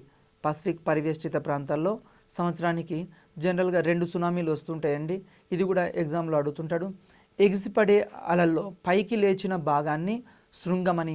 మామూలుగా అలలు ఎట్లా వస్తాయి, ఇట్లా పైకి లేస్తుంటాయి కింది పడుతుంటాయి, పైకి లేస్తుంటాయి కింది పడుతుంటాయి. ఇట్లా పైకి లేచిన ప్రాంతాన్ని ఏమంటామంటే, ఇట్లా పైకి లేచిన ప్రాంతాన్ని భాగాన్ని శృంగమని, తర్వాత క్రిందకు పడిన భాగం, క్రింద ఉన్న ప్రాంతాన్ని ద్రోణి అంటాం. మనందరూ తెలుసు, మా అలలు చూస్తుంటాం, అలలు ఇట్లా ఎగిసి పడుతుంటాయి, అలలు ఏ విధంగా ఎగిసి పడుతుంటాయి. ఎగిసిపడే పై ప్రాంతాన్ని శృంగమని, క్రింది ప్రాంతాన్ని ఇక్కడ ద్రోణి అని చెప్పడం జరుగుతుంది. ఒకసారి శృంగము ద్రోణి ఏర్పడడానికి సుమారు 20 నుంచి 30 నిమిషాలు పడుతుందండి. అంటే ఒక శృంగము మరియు ఒక ద్రోణి ఏర్పడడానికి ఎంత టైం పడుతుంది అంటే 20 నుంచి 30 నిమిషాలు పడుతుంది. ఇది కూడా ఇంపార్టెంట్ బిట్ అండి. దీనివల్ల సముద్రపు లోతుల్లో వీటిని గుర్తించడం చాలా కష్టం. మరి సముద్రపు లోతుల్లో ఈ యొక్క సునామీలని గుర్తించడం కొంచెం కష్టం, ఈ అలల్ని గుర్తించడం కష్టం అండి. వీటి యొక్క లోతు ఇవి ఒక శృంగము ఒక ద్రోణి ఏర్పడడానికి 20 నుంచి 30 నిమిషాలు పడుతూ ఉంటుంది. మనందరికీ తెలుసు, సముద్రంలో దేనికి భూకంపాల వల్ల, సముద్రంలో వచ్చే భూకంపాల వల్ల ఈ సునామీలు ఏర్పడుతుంటాయి. ఇవి ఎంత ఉంటే 6.5 కంటే రిక్టర్ స్కేల్పై ఎక్కువగా నమోదైనప్పుడు భూకంపాలు అక్కడ సునామీలు ఏర్పడడానికి అవకాశం ఉంది సముద్ర ప్రాంతాల్లో. తర్వాత అంతర్జాతీయ సునామీల హెచ్చరికల కేంద్రం. ఇక్కడ కొన్ని ఇంపార్టెంట్ అండి. సునామీల హెచ్చరికల కేంద్రాలు ఎక్కడెక్కడ ఉన్నాయి, వెరీ వెరీ ఇంపార్టెంట్ అండి. చాలాసార్లు ఎగ్జామ్లో ఇది అడిగాడండి. అంతర్జాతీయ సునామీల హెచ్చరిక కేంద్రం ఎక్కడుందంటే హవాయ్, అమెరికాలో ఉందండి. ఇది వెరీ వెరీ ఇంపార్టెంట్. అదేవిధంగా పసిఫిక్ సునామీల హెచ్చరికల కేంద్రం ఎక్కడుందంటే హోనోలు, ఇది హవాయ్. నెక్స్ట్ అదేవిధంగా భారత సునామీ హెచ్చరికల కేంద్రం, ఇది వెరీ వెరీ ఇంపార్టెంట్ అండి. భారత్లో సునామీల హెచ్చరికల కేంద్రం ఎక్కడుంది, హైదరాబాద్లో ఉందండి. ఈ 3 గుర్తుంచుకోవాల్సిన ఇంపార్టెంట్ బిట్స్. నెక్స్ట్ అదేవిధంగా భారతదేశంలో 2004లో సంభవించిన భారీ సునామీ తర్వాత, అంటే 2004 సంవత్సరంలో భారత్లో సునామీ సంభవించిందండి. దీని తర్వాత డిపార్ట్మెంట్ ఆఫ్ ఓషన్ డెవలప్మెంట్ క్రింద 2005లో Indian National Centre for Ocean Information Services INCOIS అనే స్వయం ప్రతిపత్తి గల సంస్థను హైదరాబాద్లో ఏర్పాటు చేశారు. ఎప్పుడు ఏర్పాటు చేశారు అన్నప్పుడు 2004లో సునామీ ఏర్పడ్డది ఇండియాలో. ఈ భారీ సునామీ ఏర్పడ్డ తర్వాత డిపార్ట్మెంట్ ఆఫ్ ఓషన్ డెవలప్మెంట్ కింద 2005 సంవత్సరంలో హైదరాబాద్లో ఏమైందంటే INCOISని ఏర్పాటు చేయడం జరిగింది. ఇది వెరీ వెరీ ఇంపార్టెంట్ అండి, ఎక్కువసార్లు రిపీట్ అవుతుంది ఈ క్వశ్చన్. పసిఫిక్ సునామీ వార్నింగ్ సెంటర్ను అమెరికాకు చెందిన national oceanic and atmosphere administration, ఇక్కడ NOAA నిర్వహిస్తుంది. దీన్ని ఎవరు నిర్వహిస్తున్నారు అంటే అమెరికాలో ఉన్న NOAA నిర్వహిస్తుందండి. ఇది కూడా వెరీ వెరీ ఇంపార్టెంట్. దీని తర్వాత అగ్నిపర్వతాలు వాల్కనోస్ అని చెప్తాము. ఈ వాల్కనో అనే పదము ఏ భాష పదం, చాలాసార్లు అడిగాడండి. వాల్కనో అనే పదము ఇది లాటిన్ పదంలోని వాల్కనో అనే రోమన్ ప్రజలు ఏం చేస్తారంటే అగ్ని అనే పేరు మీద వచ్చిందండి. ఇది జనరల్గా ఇది లాటిన్ పదము. రోమన్ ప్రజలు ఎక్కువగా వీళ్ళ భాషలో వాల్కనో అంటే అర్థం ఏంటంటే అగ్ని అనే పేరు మీద ఇవి రావడం జరిగింది. ఇక్కడ అగ్నిపర్వతాలని మీరు పరిశీలించండి, చిత్రంలో పరిశీలించండి. ఏ విధంగా అగ్నిపర్వతం బద్దలైనప్పుడు ఏ విధంగా మంటలు ఎగిసిపడుతున్నాయి, ఇక్కడ లావా ఏ విధంగా పైకి ఊపికి వస్తుంది ఒకసారి పరిశీలించండి. ఇది వెరీ వెరీ ఇంపార్టెంట్ అండి, లాటిన్ పదము. తర్వాత గత 400 సంవత్సరాల్లో అగ్నిపర్వత విస్ఫోటనాల వలన 2.5 లక్షల మంది బలిగొన్నారు. ఎంతమంది అంటే గత 400 సంవత్సరాలని కనుక మనం పరిశీలిస్తే ఈ అగ్నిపర్వతాలు విస్ఫోటనం చెందడం వల్ల 2.5 లక్షల మంది అండి చాలా బలి కావడం జరిగింది. అదేవిధంగా ప్రపంచంలో ప్రస్తుతం ఉన్న ప్రమాదకరమైన అగ్నిపర్వతం ఎక్కడ ఉందంటే ఎల్ పోపో లేదా పోపక్యాటెప్ట్. ఇది మెక్సికో నగరానికి 33 కిలోమీటర్ల దూరంలో ఉందండి. మామూలుగా మెక్సికో నగరానికి 33 కిలోమీటర్ల దూరంలో ఉంది. ఆ, అదేవిధంగా లావా అనే పదం, ఇది కూడా చాలాసార్లు ఎగ్జామ్లో అడిగినది. లావా అనే పదం లాటిన్ పదమైన లావరా అనే పదం నుండి వచ్చింది. దీని అర్థం కడగడం. దీని అర్థం ఏంటంటే కడగడము. లావా గంటకు 62 మైళ్ళ వరకు ప్రయాణించగలదండి. ఈ లావా అనేది గంటకు 62 మైళ్ళ దూరం ప్రయాణించగలదు. ఈ లావా ఏర్పడినప్పుడు మరి ఏమవుతుంది, ఆ ప్రాంతంలో ఉంటే ఏమవుతుందంటే ప్రజలకు ఆస్తి నష్టము, ప్రాణ నష్టం ఎక్కువగా సంభవించడానికి అవకాశం ఉంది. తర్వాత 20వ శతాబ్దంలో భయంకరమైన అగ్నిపర్వత విస్ఫోటనం 1902లో జరిగిందండి. Very very important. ఎందుకంటే ఎప్పుడు అగ్నిపర్వతాలు విస్ఫోటనం చెందాయి, భారీ అగ్నిపర్వతాల విస్ఫోటనం మనం గుర్తుంచుకోవాలండి. 20వ శతాబ్దంలో 1902 సంవత్సరంలో జరిగింది. ఇది కరేబియన్ దీవుల్లోని మార్టినిక్ ప్రాంతంలో జరిగింది. అక్కడ ఎంతమంది బలిగొన్నారంటే 30,121 మంది మరణించారండి. వెరీ వెరీ ఇంపార్టెంట్ అండి, చాలాసార్లు ఎగ్జామ్లో అడిగాడు. 20వ శతాబ్దంలో ఒక భయంకరమైన అగ్నిపర్వత విస్ఫోటనం జరిగింది. ఎప్పుడు అంటే 1902 సంవత్సరంలో. ఎక్కడంటే కరేబియన్ దీవుల్లో. మరి ఎంతమంది చనిపోయారు ఒక్కోసారి అడగడానికి అవకాశం ఉంది. 30,121 మంది చనిపోవడం జరిగింది. నెక్స్ట్ అదేవిధంగా ప్రపంచంలో 10% క్రియాశీలక పర్వతాలు ఉన్నాయి. ఎక్కడున్నాయి? జపాన్లో ఉండడం జరిగింది. జపాన్లో మనందరికీ తెలుసు ఇక్కడ జపాన్లో ఎక్కువ అగ్నిపర్వతాలు బద్దలవుతుంటాయి. 10% ఉన్నాయండి క్రియాశీలక అగ్నిపర్వతాలు. ఎప్పుడు క్రియాశీలక అగ్నిపర్వతాలు అంటే ఎప్పుడు బద్దలైతే తెలియదు, సడన్గా రెడీగా ఉన్నాయి అవి అగ్నిపర్వతాలు బద్దలు కావడానికి. ఇవి జపాన్లో ఉన్నాయి 10%. అత్యంత ఎత్తైన పర్వతం వోజో డెల్ సలోడా. తర్వాత చీలీ, అర్జెంటీనా అగ్నిపర్వతం. ఇవి ఎత్తైన అగ్నిపర్వతాలు.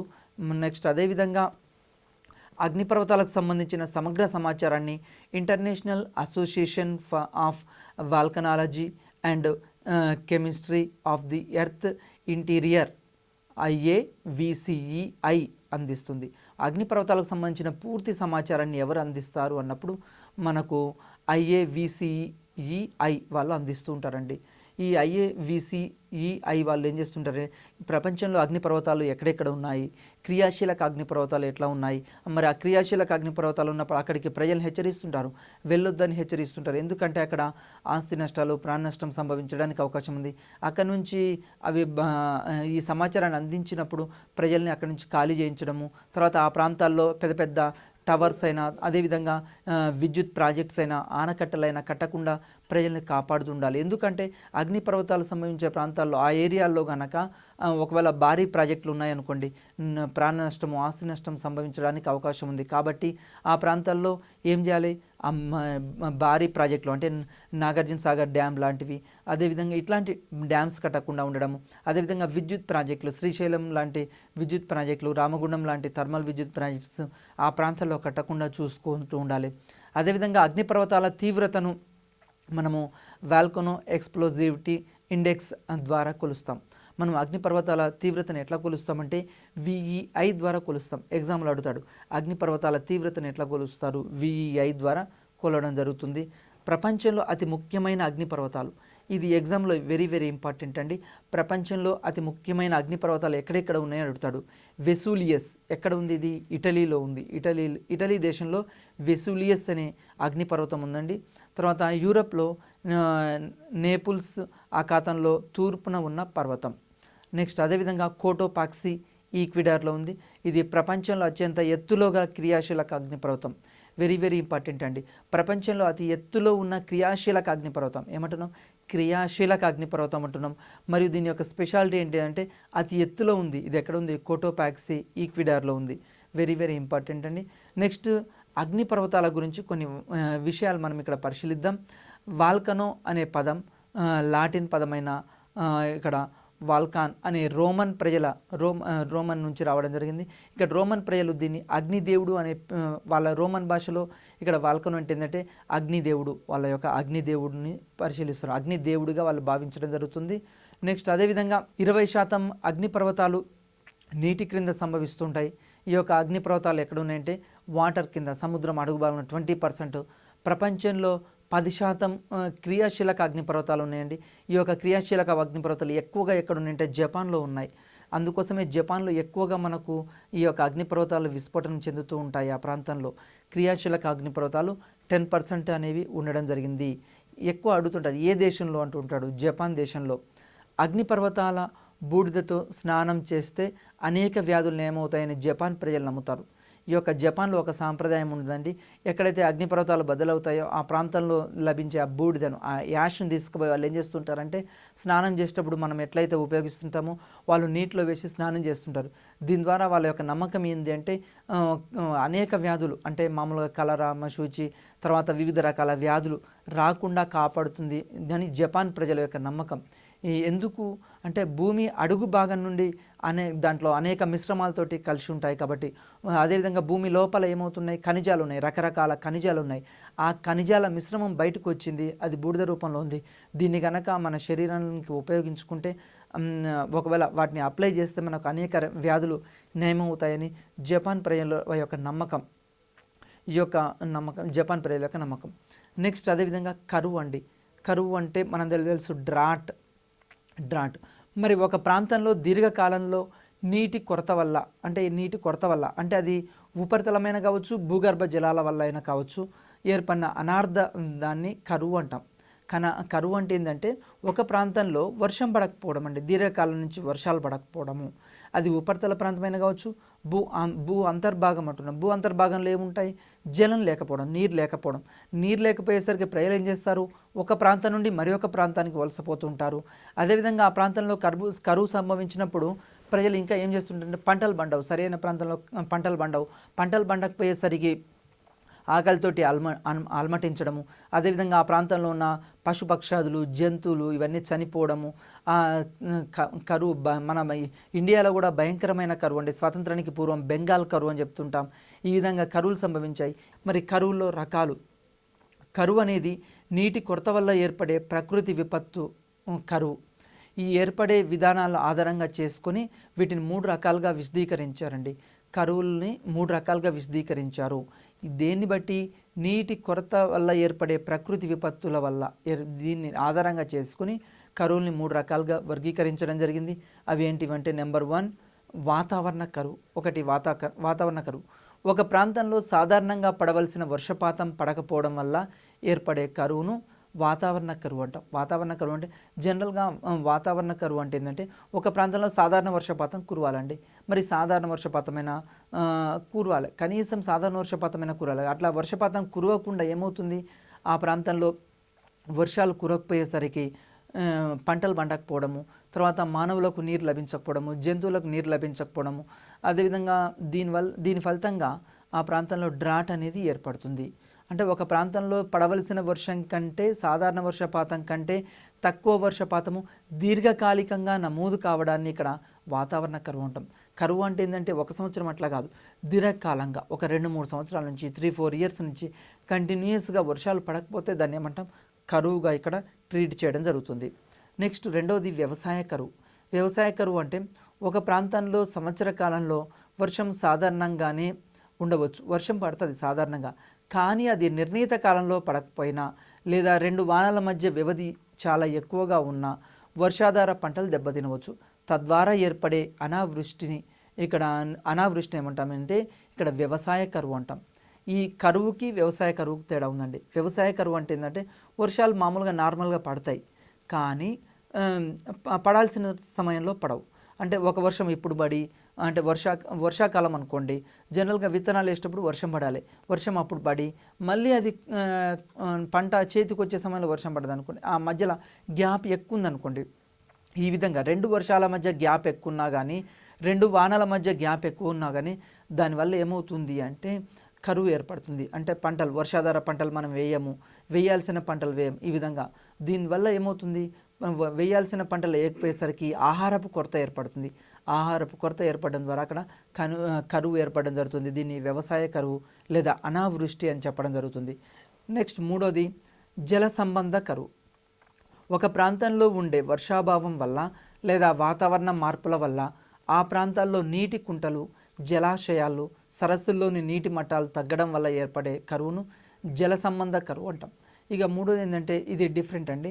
జల సంబంధ కరువు అంటే ఇప్పుడు ఒక ప్రాంతం ఉంది, మన ప్రాంతం ఉందనుకోండి, ఈ ప్రాంతంలో చెరువులు కుంటలు ఇవన్నీ నిండాలి. కానీ నిండకుండా ఏమవుతున్నాయి, జలాశయాలు నిండవు, చెరువులు నిండవు, కుంటలు నిండవు.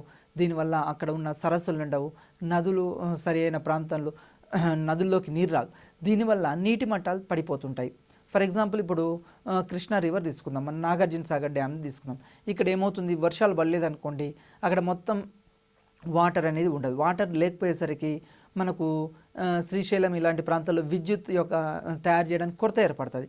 దీనివల్ల ప్రజలు కూడా ఏం చేస్తారు, ఇక్కడ జల సంబంధమైన కొరత అంటాం. అదేవిధంగా ఇక్కడ కుంటల్లో, తర్వాత చెరువుల్లో ఉండే చేపలు, జీవరాశి, తర్వాత జల జలాల జల జల జలచర రాశి మొత్తం ఏమవుతాయి, నాశనం అయిపోవడం జరుగుతుంది. తర్వాత కప్పలు, చేపలు ఇవన్నీ. అదేవిధంగా అక్కడ ఉండే అంటే నీటి మీద ఆధారపడ్డ జీవులన్నీ ఇక్కడ మరణించడం జరుగుతుంది. దీన్ని జలచర కరువు అంటాం. ఈ కరువు రావడం వల్ల మనకు కూడా డ్రింకింగ్ వాటర్ దొరకదు, తాగడానికి నీరు దొరకవు. అదే ఇక్కడ పంటలు పండవు, సరైన పంటలు పండవు, తాగడానికి నీళ్లు కూడా ఉండవు.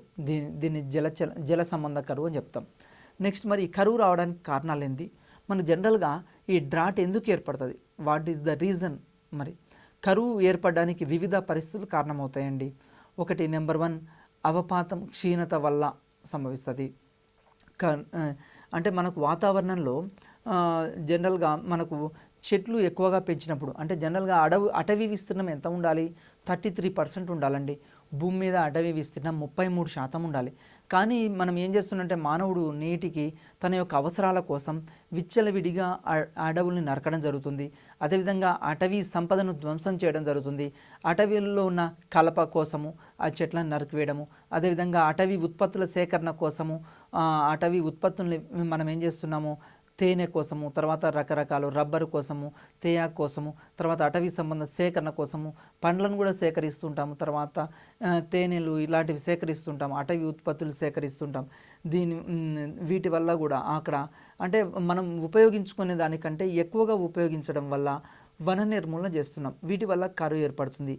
ఒకటేమో అవపాతం క్షీణత వల్ల, రెండవది అంటే వాతావరణంలో ఉండాల్సిన నీటి పరిమాణం, అంటే గాలిలో ఉండాల్సిన తేమ ఎంత అయితే ఉండాలో అంత ఉండాలి. కానీ ఎందుకు తగ్గిపోతుంది, తేమ ఎక్కువ కావడము, తక్కువ కావడము, గాలిలో అల్పపీడనము, తర్వాత ఇలాంటివి సంభవించడానికి ప్రధాన కారణం ఏంది అంటే భూమి గాలి చుట్టూ కూడా వేడెక్కుతుంది. తర్వాత ఎందుకు వేడెక్కుతుంది అన్నప్పుడు అడవులు లేకపోవడమే నెంబర్ 1. అంటే ఇక్కడ ఏంది, వన నిర్మూలన అంటాం. నెక్స్ట్ అదేవిధంగా ఎల్నినో కూడా కారణం. ఎల్నినో అంటే ఇక్కడ మనకు ఎల్నినో, లానినో అని 2 పదాలు ఉన్నాయండి. ఎల్నినో ఇక్కడ తీసుకున్న కరువుకు సంబంధించింది ఏంటంటే ఎల్నినో వెరీ వెరీ ఇంపార్టెంట్ అండి. ఎల్నినో వచ్చింది అంటే కరువు వచ్చింది అని అర్థం. మనకు ఎల్నినో వచ్చిందంటే కరువు వచ్చిందని. ఈ ఎల్నినో వచ్చినప్పుడు కంటిన్యూగా ఒక 3-4 ఇయర్స్ వర్షాలు పడవండి. వర్షాలు పడకుండా పోవడాన్ని ఇక్కడ ఎల్నినో అంటాం. ఈ విధంగా వర్షాలు పడకపోయేసరికి ఏమవుతుంది, ప్రజలు తీవ్ర ఇబ్బందులకు గురవుతారు. పంటలు పండవు, వరి ధాన్యము, ఆహార ధాన్యాల యొక్క ధరలు ఆకాశాన్ని అంటడం జరుగుతుంది. మరి కరువు రాకుండా మనం చేపట్టాల్సిన చర్యలేంది? కరువు రాకుండా, కరువు తీవ్రతను దారి తీయకుండా సాధ్యమైనంత వరకు కొన్ని చర్యలు తీసుకోవాలండి.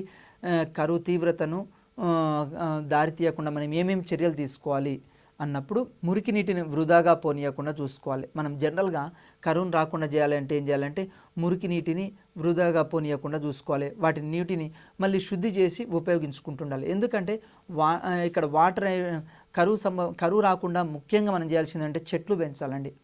అడవిల్ని పెంచాలి. అటవీ విస్తీర్ణాన్ని పెంచాలి. ఎంతవరకు పెంచాలి, 33% వరకు భూమి మీద పెంచాలి. అదేవిధంగా నీటిని కూడా మనం ఏం చేస్తుంటాం, బయట ట్యాప్ వాటర్ వచ్చిందండి, మనం పట్టుకొని వదిలేసి వస్తూ ఉంటాం. మరి ఆ వాటర్ వదిలేసి రావడం ద్వారా ఆ నీరంతా వృధాగా పోతుంది. అదేవిధంగా మురికి నీటిని మళ్ళీ వృధాగా పొనియకుండా ఇక్కడ శుద్ధి చేస్తుండాలి. మనము డ్రైనేజ్ వాటర్, తర్వాత మన ఇంట్లో నుంచి బయటకు వచ్చిన వాటర్ని కూడా మామూలుగా శుద్ధి చేసి మళ్ళీ తిరిగి రీసైక్లింగ్ చేస్తూ ఉండాలి. అదేవిధంగా నెక్స్ట్ ఇంకోటి భూతాపాలు. ఇక్కడ అంటే ల్యాండ్ స్లైడ్స్ అని చెప్తాము. ఈ వాలు ప్రాంతంలో కొంత భాగం వడివడి క్రిందకు లేదా బయటకు పడిపోవడానికి సంబంధించిన ప్రక్రియని ఇక్కడ భూపాతం అంటాం. ఇక్కడ భూపాతం అంటే ఏంటంటే ఇక్కడ చూడండి, పటంలో చూడండి, వాలు ప్రాంతాల్లో ఇక్కడ ఏమవుతుంది, కిందకి పడిపోతూ ఉంటాయి. ఈ ప్రక్రియ వల్ల భూపాతం ఇక్కడ సంభవించడం జరుగుతుంది. ఇవి ప్రధానంగా వాలు ఎక్కువగా ఉంటే పర్వత ప్రాంతాలు ప్రమాదకరంగా పరిణమించే స్థితిలో ఉన్నప్పుడు వాటిని వైపరీత్యాలుగాను, వాటి మూలంగా ప్రాణి ఆస్తి నష్టం సంభవించినప్పుడు వాటికి వినాశనాలు అంటాం. జనరల్గా ఏమవుతుందంటే వాళ్ళు ఎక్కువగా ఉన్న ప్రాంతాల్లో, పర్వత ప్రాంతాల్లో ఆ పైనుంచి కొండ చర్యలు విరిగి కింద పడిపోతుంటాయి. ఈ విధంగా విరిగి కింద పడినప్పుడు అక్కడ ప్రాణ నష్టము, ఆస్తి నష్టము ఇట్లాంటివన్నీ కూడా సంభవించడం జరుగుతుంది మనకు. మరి ఈ భూపాతాలకు గల కారణాలు ఏంది? వాలు ప్రాంతంలో గల భూమి, నేల అత్యధిక ప్రమాణంలో నీటిని పీల్చుకోవడం భూపాతాలకు ముఖ్య కారణం. ఎందుకు అంటే వాలు ప్రాంతాల్లో గల భూమి, నేల ఏమవుతుంది, అక్కడ కొండ చర్యలు విరిగి కింద పడిపోతుంటాయి. దీని ద్వారా ఏమవుతుంది అంటే నీటిని ఎక్కువగా పీల్చుకుంటూ ఉంటాయి. ఈ నీటిని ఎక్కువగా పీల్చుకోవడం ఇది ముఖ్యమైన కారణం. అదేవిధంగా భారీ వర్షపాతాలు, మంచు కరగడము, తర్వాత భూజల తలాల్లో మార్పులు సంభవించడం వల్ల సరస్సులు, జలాశయాలు, నదులు, కాలువగట్ల వద్ద నీటి మట్టాల్లో మార్పులు రావడము, వరదల కారణంగా, నీటిని ప్రవాహాల కారణంగా భూపాతాలు సంభవిస్తాయి. జనరల్గా ఎందుకంటే భారీ వర్షాలు వచ్చినప్పుడు కూడా ఇవి సంభవిస్తాయి. అదేవిధంగా మంచు కరిగిపోతుంటుంది. మంచు కరిగిపోవడానికి ప్రధాన కారణం ఏంది? ఈరోజు మనము ఎక్కువ ఇండస్ట్రీస్ స్థాపించడం, ఈ పరిశ్రమలు స్థాపించడం ద్వారా భూమి మీద చెట్లు మొత్తం నరికివేయడం ద్వారా, చెట్లన్నీ కొట్టివేయడం ద్వారా భూమి వేడెక్కుతుంది. ఈ భూమి వేడెక్కడం ద్వారా వాతావరణం అనేది వేడెక్కి మంచు కరిగిపోతుంది. హిమాలయ పర్వతాలు లాంటివి కరిగిపోతున్నాయి. దాని ద్వారా ఏమవుతుంది, అక్కడ నదుల్లోకి ఎక్కువ నీరు సంభవిస్తుంది. అంటే భూజల తలాల్లో మార్పులు సంభవించడము, సరస్సులు, జలాశయాల్లో ఇవి కూడా ఏమవుతుంది, కాలువగట్ల వల్ల నీటిలో మార్పులు వస్తుంటాయి. ఈ మార్పులు వచ్చి ఏమవుతున్నాయి, వరదలు రావడం, ఈ ఎక్కువ వరదలు రావడం జరుగుతుంది. తర్వాత గనులు త్రవ్వకాలు చేయడం, అలాగే గనుల త్రవ్వకాలు చేస్తే శబ్దాలు, కృత్రిమ ప్రకంపనాల వల్ల కూడా ఈ భూపాతాలు ఇక్కడ సంభవిస్తాయి. ఈ భూపాతాలు సంభవించడానికి ప్రధాన కారణం ఏంటంటే మనము వివిధ రకాల ఖనిజాల కోసం భూమిని తవ్వుతున్నామండి. వివిధ రకాల ఖనిజాలు, బొగ్గు కోసము, అదేవిధంగా బంగారం కోసము, తర్వాత అబ్రకము, మాంగనీసు, వీటన్నిటి కోసం ఏం చేస్తున్నాం, గనులు త్రవ్వడం జరుగుతుంది. తర్వాత సిమెంట్ కోసం క్వారీస్ తవ్వుతుంటాం. ఈ విధంగా తవ్వి ఏం చేస్తున్నాం, వాటిని వదిలేస్తున్నాం. వాటి లోపల పేల్చడం కోసం ఏం చేస్తున్నాం, మనం కొన్ని బాంబులు ఉపయోగిస్తున్నాం. వాటి వల్ల శబ్దాలు ఎక్కువ వచ్చి, ప్రకంపనాలు ఎక్కువ వచ్చి ఇవి సంభవించడానికి అవకాశం ఉంది. అదేవిధంగా భూపాతాల నివారణకు తీసుకోవాల్సిన చర్యలేంది, మనం ఏమేమి చర్యలు తీసుకోవాలి? వాలు ప్రాంతంలో కోతను తట్టుకోవడానికి వాలు ప్రాంతాల్లో ఎక్కువగా చెట్లు నాటాలి. మనం ముఖ్యంగా ఏం చేయాలంటే ఈ యొక్క వాలు ప్రాంతాల్లో ఏం చేయాలి, ఎందుకు అంటే వర్షం పడ్డప్పుడు మొత్తం నీరు కిందికి ఒకేసారి కొట్టుకొని వస్తున్నాయి. నీరు కొట్టుకొని వచ్చినప్పుడు ఆ కొండ చర్యలు విరిగి పడిపోవడం జరుగుతుంది. మరి అట్లా విరిగి పడిపోకుండా, అదేవిధంగా గాళ్ళు కూడా, తుఫాన్లు సంభవించినప్పుడు అక్కడ గాలి తీవ్రంగా వీస్తుంది.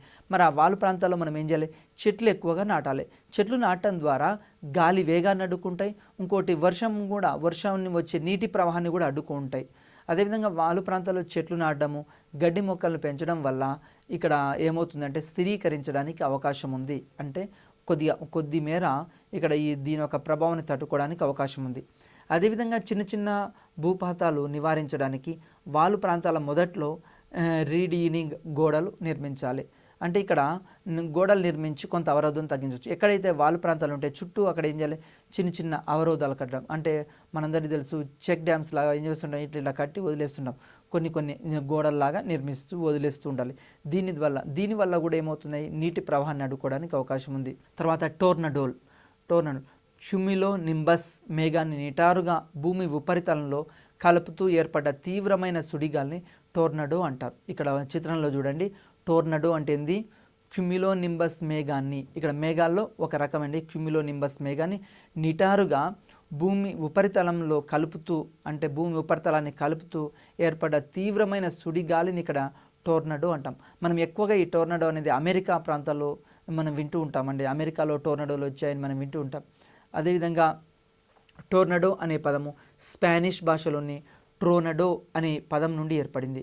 ట్రోనడో అంటే స్పానిష్లో ఉరుముల తుఫాన్ అని అర్థం. ఇక్కడ స్పానిష్లో ఉరుముల తుఫాన్ ఇంపార్టెంట్ బిట్ అండి, ఇది కూడా చాలాసార్లు అడగడం జరిగింది. టోర్నడోల వాయువేగం సాధారణంగా ఎంత ఉంటుందంటే 64 నుంచి 177 కిలోమీటర్ల ఉండి 75 మీటర్ల వరకు వ్యాసాన్ని కలిగి ఉంటాయండి. ఇక్కడ 75 మీటర్ల వ్యాసం కలిగి ఉంటాయి.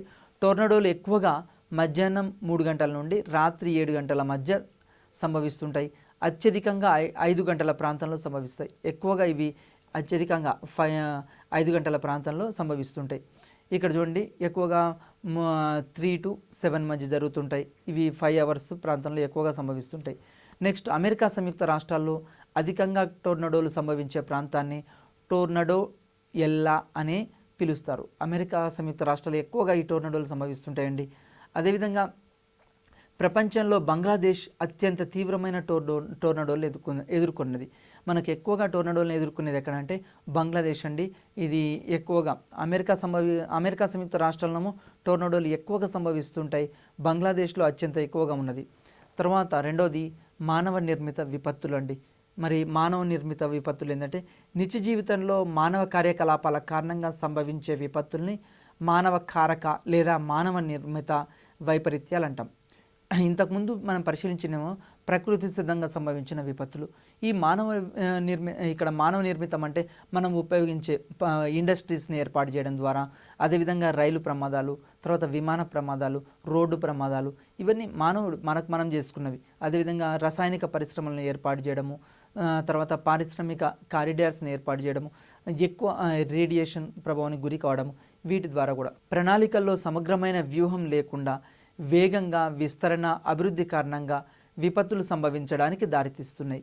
మనకు జనరల్గా ఏంటంటే ఒక ప్రణాళికలో సమగ్రమైన వ్యూహం లేకుండా మనం ఇష్టం వచ్చినట్టు పరిశ్రమలను ఎస్టాబ్లిష్ చేయడము, చెట్లను నరికివేయడము, తర్వాత వాటి యొక్క అభివృద్ధి కారణంగా ఇక్కడ విపత్తులు సంభవించడానికి అవకాశం ఉంది. నెక్స్ట్ రవాణాపరమైన ప్రమాదాలు. ఈ రవాణాపరమైన ప్రమాదాల్లో రోడ్డు ప్రమాదాలు తీసుకుందాం. రోడ్డు రవాణా వ్యవస్థ వేగంగా విస్తరించడం వల్ల రోడ్డు ప్రమాదాలు అత్యధికంగా పెరుగుతున్నాయి. ఈరోజు రోడ్డు రవాణా వ్యవస్థ ఎక్కువ ఉందండి. ఈ రోడ్డు రవాణా వ్యవస్థ ద్వారా అంటే పెరుగుతున్న జనాభాకు అనుగుణంగా ఇక్కడ రోడ్లని వెడల్పు చేస్తూ ఉండాలి. మరి వీటి వల్ల కూడా అంటే పెరుగుతున్న జనాభాకు అనుగుణంగా రోడ్లను విస్తీర్ణం చేసి ట్రాఫిక్ సిగ్నల్స్ని ఏర్పాటు చేయడం, వీటి ద్వారా చేస్తే కొంత ప్రమాదాలు అరికట్టవచ్చు. అదేవిధంగా డ్రంక్ అండ్ డ్రైవ్ ఇలాంటివి చేయడం ద్వారా కూడా. ఇంకా భారతదేశ జనాభా పెరుగుదలతో పాటు మోటార్ వాహనాల సంఖ్య కూడా పెరుగుతుంది. ఇండియా ఈరోజు 121 కోట్లకు ఎక్కువగా జనాభా పెరిగింది. 2000 ఇంకొక ఆశ్చర్యకరమైన విషయం ఏంటంటే మొన్న మీరు పేపర్లో చూసే ఉంటారు, 2025 సంవత్సరం వచ్చే వరకు మనము ప్రపంచంలో అత్యధిక జనాభా ఉన్న దేశం ఇది చైనా. ఈ చైనాను మనం బీట్ చేస్తున్నామండి, చైనాను అధిగమిస్తున్నాము. ఈ జనాభా పెరుగుదలతో పాటు మన దేశంలో ఇంకా ఏమైనా మోటార్ వాహనాల సంఖ్య ఎక్కువగా ఉంది. ఈ సంఖ్య ఎక్కువ ఇవ్వడం వల్ల వాతావరణ కలుషితం ఎక్కువగా జరుగుతుంది. అదేవిధంగా దీంతో పాటు మోటార్ వాహనాల వేగం కూడా పెరుగుతుంది. కానీ ఈ యొక్క మోటార్ వాహనాలు ఎక్కువ అవుతున్నాయి కానీ రోడ్ల విస్తరణ అభివృద్ధి అనేది దానికి తగ్గట్టు లేదు. దీనివల్ల రోజురోజుకి ప్రమాదాలు ఎక్కువ జరుగుతున్నాయి. రోజురోజుకి ట్రాఫిక్ ఎక్కువై ప్రమాదాలు అనేవి ఎక్కువగా సంభవిస్తున్నాయి. WHO ప్రచురించిన గ్లోబల్ స్టేటస్ రిపోర్టు ప్రకారం అతి వేగం, తర్వాత వేరే వారి ప్రోద్బలంతో వేగం పెంచడము. మరి ఎందుకు ఎక్కువగా ఈ రోడ్డు ప్రమాదాలు జరుగుతున్నాయంటే అతి వేగం అండి. నెంబర్ 1, మనం పోయేటప్పుడు కాలేజీ పిల్లలకు ఎక్కువగా జనరల్గా వాహనాలు ఇస్తుంటారు. అదేవిధంగా మద్యం సేవించి వాహనాలు ఏ విధంగా డ్రైవ్ చేస్తుంటారు. అదేవిధంగా వేరే వాళ్ళు ఫ్రెండ్స్ పక్కన కూర్చున్నప్పుడు వాళ్ళ ఫ్రెండ్స్ యొక్క ప్రోద్బలం మేరకు కూడా ఇక్కడ ఏం చేస్తాం, వేగం పెంచుతుంటాం. అదేవిధంగా హెల్మెట్ ధరించకపోవడం ఈ యొక్క రోడ్డు ప్రమాదాలు సంభవించడానికి మరి యొక్క ముఖ్య కారణం ఏంటంటే హెల్మెట్ ధరించకపోవడం. మనని ట్రాఫిక్ వాళ్ళు ఎక్కువగా హెచ్చరిస్తుంటారు, ట్రాఫిక్ పోలీసులు ఏమని హెచ్చరిస్తుంటారు, మీరు తప్పకుండా హెల్మెట్ ధరించి రోడ్డు మీదకి రావండి అని చెప్తూ ఉంటారు. కానీ మనం హెల్మెట్ ధరించకపోవడము, అదేవిధంగా కారు ఇలాంటి వాటిలో సీట్ బెల్ట్ పెట్టుకోకపోవడం వల్ల కూడా ఈ ప్రమాదాలు ఎక్కువగా జరుగుతుంటాయి. మనకు అప్పుడప్పుడు యాక్సిడెంట్స్ చాలామంది రాజకీయ నాయకులైనా సరే, వివిధ నాయకులైనా మనం పరిశీలిస్తుంటాం. సినిమా హీరోస్ అయినా సరే కొద్దిమంది వాళ్ళ యొక్క కారులో ప్రయాణించేటప్పుడు ఒక్కోసారి అనుకోకుండా ప్రమాదం జరిగినప్పుడు ఈ యొక్క సీట్ బెల్ట్ పెట్టుకోకపోవడం వల్లే చాలామంది ప్రమాదాలు సంభవించడం జరుగుతుంది. సరి అయిన ప్రమాణాలు పాటిస్తూ ఇక్కడ మనం వనరులను ఉపయోగిస్తుండాలి. దీన్నే సుస్థిర అభివృద్ధి అంటాం. అంటే డెవలప్మెంట్లో ముఖ్యంగా ఏంది అంటే ప్రకృతి వనరులను మనము పరిరక్షిస్తూ భవిష్యత్తు తరాలకు కూడా అందించాలి. దీనివల్ల మనము ఎక్కువగా డెవలప్మెంట్ సాధించడానికి అవకాశం ఉంది. ఇక్కడ 4 R's గుర్తుంచుకోవాలి. రిసోర్సెస్ని సరైన ప్రమాణంలో ఉపయోగించాలి, తగు జాగ్రత్తలు తీసుకుని ఉపయోగించాలి, రీసైక్లింగ్ చేయాలి, మళ్ళీ తిరిగి సాంప్రదాయేతర వనరులు మళ్ళీ తిరిగి ఉపయోగిస్తూ ఉండాలి.